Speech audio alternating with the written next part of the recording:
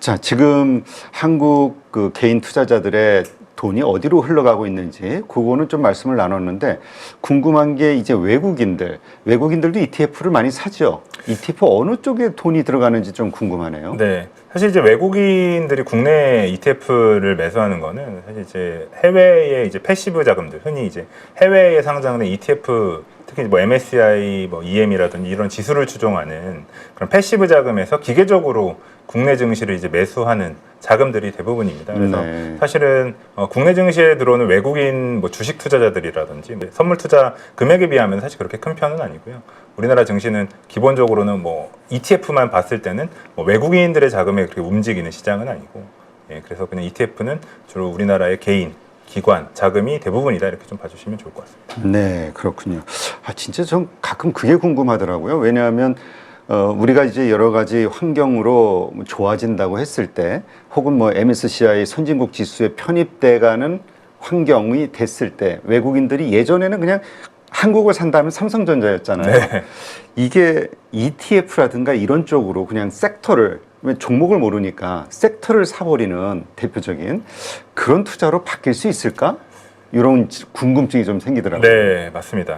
근데 사실 그러려면은 우리나라의 밸류에이션, PBR이라든지 PER 또 그리고 우리나라 증시 자체 시가총액이 많이 커져야 될 것 같습니다. 왜냐하면 뭐 우리나라 저희 투자자분들이야 우리나라 기업들이 뭐 작은 기업들까지 다 알지만 외국인들은 우리 대표님 말씀해 주셨던 것처럼 진짜 그냥 상위 한 10개 종목?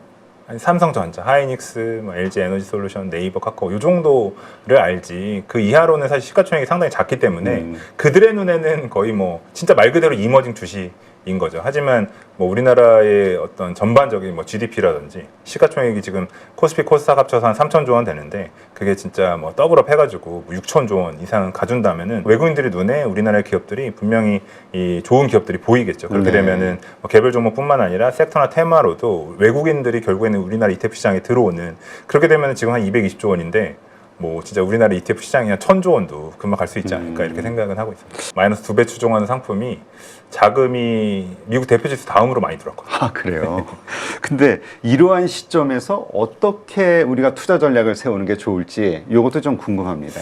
네, 정말 많습니다. 이렇게 생각하시는 투자자분들이 정말 많고 고민이 많이 되실 텐데요. 저는 이게 늘 저희가 투자 경험을 우리 보시는 구독자분들이 보시면은 이런 일들이 많았습니다. 아, 살까? 아니면 팔까? 지금인가? 아닌가?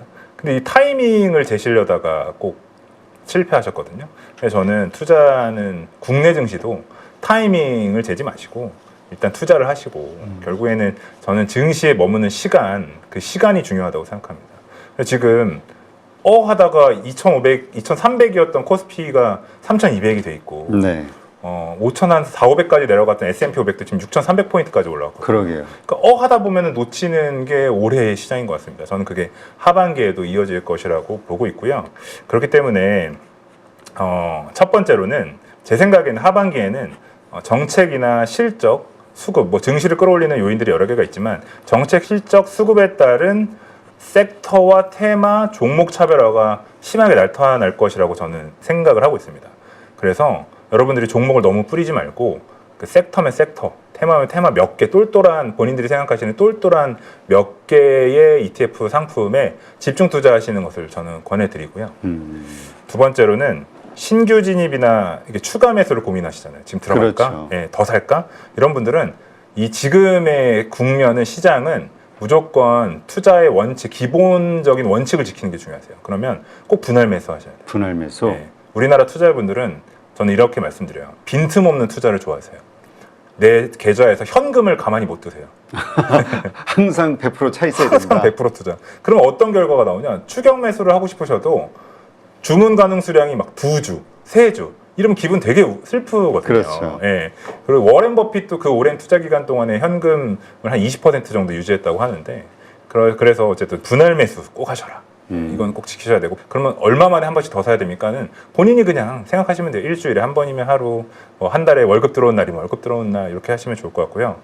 그리고 말씀드렸지만 빈틈없는 투자를 하고 계신 풀리 투자를 하고 계신 분들은 일단 내 포트폴리오 한번 보시고요. 하반기 전략을 세우신 다음에 말씀드리고 싶은 거는 연말까지, 올해 연말까지 매도하지 마세요. 그러니까, 매도를 하지 마시고 그냥 내가 드는 말씀드렸지만 고확신이 드는 종목을 여러 개 똘똘한 애들을 고르신 다음에 분할 매수하시고 그걸 매수하셔서 어느 정도 현금 흐름도 유지하셔야 되지만 그런 게 내 포트폴리오에서 구축이 되셨다면 연말까지는 매도하지 마셔라. 그러면 물론 중간중간 점검은 하셔야겠지만 하반기에 나쁘지 않은 수익률을 거두실 거라고 저는 생각을 하고 있습니다. 그 말씀은 하반기에 우리가 상반기도 상당히 강했다고 하는데 세계 1등을 얘기할 정도로 하반기에도 아주 강할 것으로 보시나 봐요. 네, 뭐 상대적으로 저희가 좋게 보고 있는 제가 좋게 보고 있는 지역은 일단 우리나라와 미국 증시고요. 물론 이제 부침은 있겠죠. 특히 이제 미국 증시 상황을 잠깐 말씀드려 보면은 뭐 여전히 관세에 대한 이슈가 살아 있습니다. 그래서 뭐 8월 1일까지 해결을 해야 된다라는 얘기들이 있었지만 서한을 보냈지만 뭐 브라질은 50%, 뭐 캐나다에 35% 이런 관세 서한을 보냈는데 다시 지금 좀 약간 한 발 빼고 있죠. 대화가 열려 있고 보니까 이제 유럽도 이제 보복을 준비한다 이유가 이런 얘기들이 있는데 결국에는 트럼프는 증시의 부침을 좋아하진 않죠. 그리고 미국 경기가 살아나는 걸 원하고 달러 약세를 원하고 있기 때문에 그런 관세 이슈들이 좀 해소가 되는 뭐 7, 8월에는 좀 변동성이 있겠지만 해소가 되고 물론 이제 관세 여파에 따라서 미국 금리가 상승을 하면은 투자자들이 원하는 또 트럼프가 원하는 금리 인하 시기는 좀 지연될 수 있겠으나 전반적으로 금리 인상 기조보다는 지금 금리 인하 기조라고 판단이 되고요. 그렇게 되면 하반기에 미국 증시도 특히 이제 AI 중심으로 엔비디아를 필두로 한 AI 중심으로 전력 인프라라든지 이런 휴머노이드 로봇 이런 관련 쪽 그리고 마지막으로 빅테크들 전 중소형주보다는 대형주들이 더 많이 갈 것 같거든요. 소수 종목들이 좀 리드를 할 것 같습니다. 그런 종목들을 중심으로 미국 하반기에도 좀 반등세가 좀 빠르게 나타나지 않을까 이런 기대를 하고 있고요.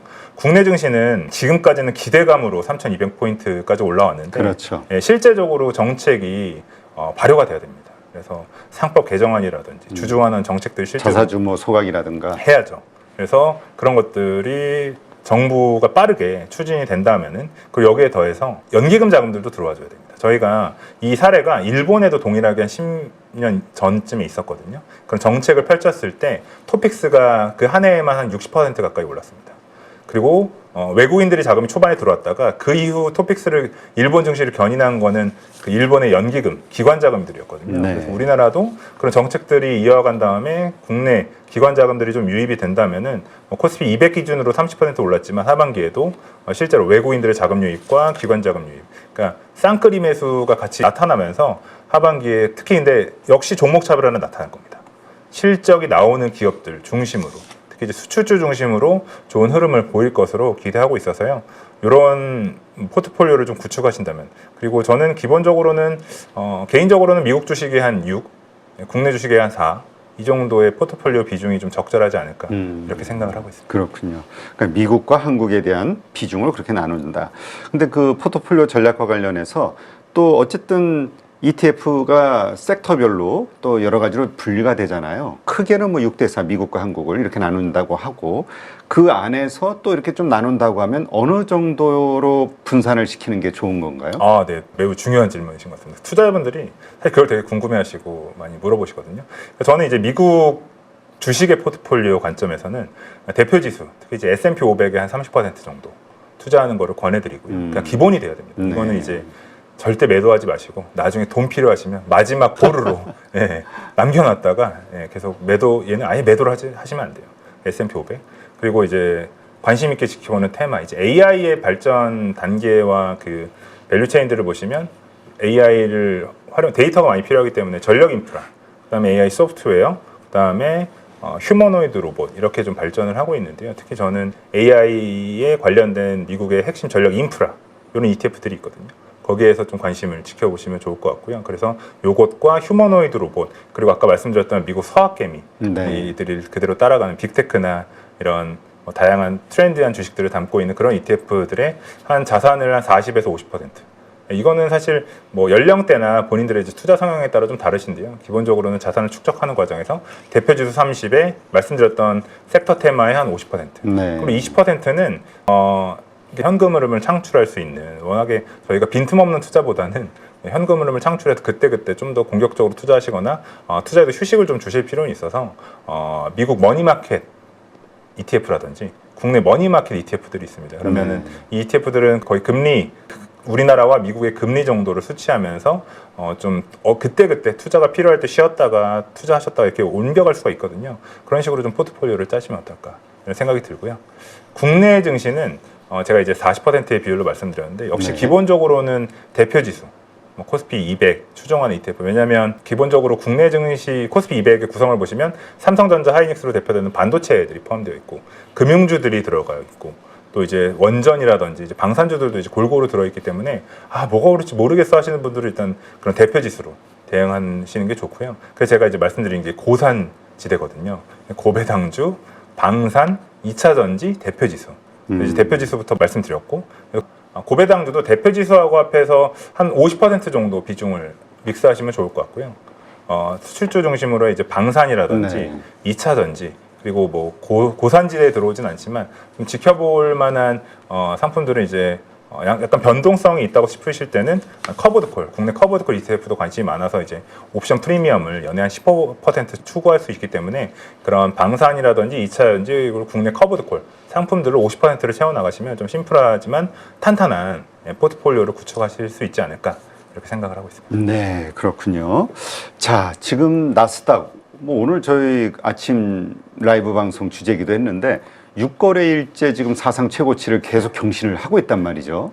그러다 보니까 미장에서 국장으로 옮겨오셨던 분들이 이제 또 국내장은 3,200에서 이게 계속 좀 약간 저항을 부딪히는 모습을 보이고 하니까 이제 다시 미장으로 가야 되는 거 아니야? 이런 생각을 하시는 분들이 요새 늘어나는 것 같아요. 네. 뭐 60% 비중 말씀하셨지만 우리 한국인들은 몰빵을 좋아하잖아요.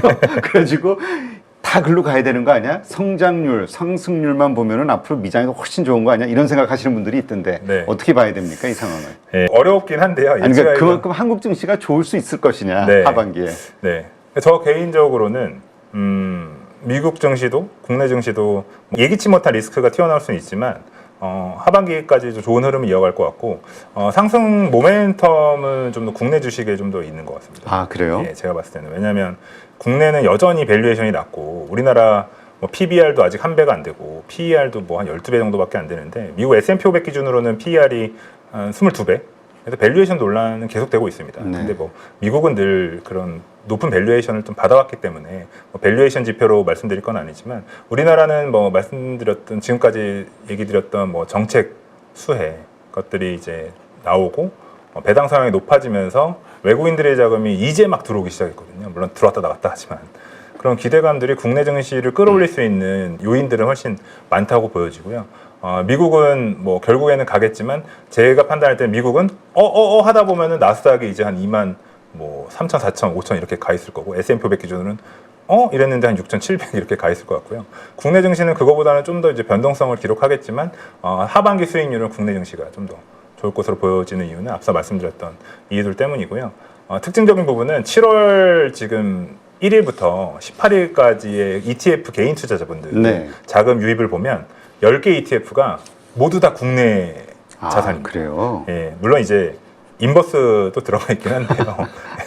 예, 포함해서 뭐 코덱스 200 ETF에 한 2천억 원 정도, 그리고 코덱스 200 타겟 위클리 커버드 콜에 한 1,500억, 그리고 플러스 고배당주에도 한 1,000억 원 이상 자금 유입되면서 개인들이 이제 아직은 물론 미국 투자도 하고 계시지만 자금을 국내 증시로 좀 더 많이 끌어오고 계신 것 같습니다. 그래서 저도 상승 모멘텀은 물론 미국도 있겠지만 국내 증시에 좀 더 있다 이렇게 생각을 들고요. 중요한 것은 뭐 많은 분들이 이제 나오셔서 말씀해 주셨겠지만 관세의 영향이 미국 경기에 얼마나 많이 영향을 주느냐.